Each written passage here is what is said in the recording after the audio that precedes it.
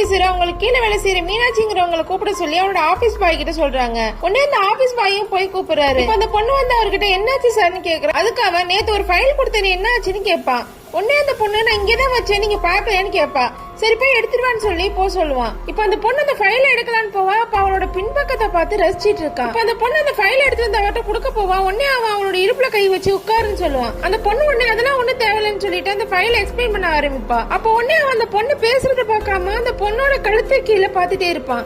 அந்த பொண்ணு ஒரு கட்டத்துக்கு மேல பொறுத்து பார்த்துட்டு அந்த ஆபீசர் கிட்ட இப்ப உங்களுக்கு என்ன வேணும்னு கேட்பா. அவனும் உடனே என்னாச்சு என்ன வேணும் அப்படின்னு அவன் திரும்ப ஒண்ணுமே தெரியாத மாதிரி கேட்பான். என்னோட மார்பகத்தை தானே பாத்துட்டு இருப்பீங்க, நான் வேணா ட்ரெஸ் கழட்டி காட்டவான்னு ட்ரெஸ் கழட்ட போவா. என்ன எதுக்கு இந்த மாதிரி எல்லாம் பண்ற, டிராமா பண்றியான்னு கேட்பான். உடனே அந்த பொண்ணு நான் டிராமாலாம் பண்ணல, இதுதானே ரொம்ப நேரம் பார்க்க ட்ரை பண்றீங்க. உடனே அந்த ஆபீசர் டென்ஷன் ஆகி சுத்தி இருக்க எல்லாரும் பாத்துட்டு இருக்காங்க என்ன பண்றேன்னு கேட்பான். எல்லாரும் இருக்கிறதா எனக்கும் இருக்கும், வேணா சைஸ் வேணா டிஃபரெண்டா இருக்கும். உங்களோட வைஃபோட சைஸ் என்ன 34 இல்ல 36 கேட்பா. அங்க இருக்க எல்லாரும் அந்த ஆளைய பாப்பாங்க. அவனுக்கு ரொம்ப அசிங்கமாயிடும். உடனே சாரி நீங்க போய் உட்காருங்க அப்படின்னு சொல்லுவான். அதுக்கு அந்த பொண்ணு நான் இந்த ஆபீஸ்க்கு ஸ்லீவ்லெஸ் ட்ரெஸ் போடாம வரதுக்கு காரணமே நீங்க தான் அப்படின்னு சொல்லிட்டு அந்த இடத்த விட்டு அவ போறா. நமக்கு ஒரு தப்பு நடந்தா இன்னொருத்தவங்க வந்து கேட்பாங்கன்னு பாத்துட்டு இருக்காம நமக்காக நம்மளே தட்டி கேட்கணும். இத பத்தி நீங்க என்ன நினைக்கிறீங்கன்னு ஒரு கமெண்ட் பண்ணிட்டு போங்க.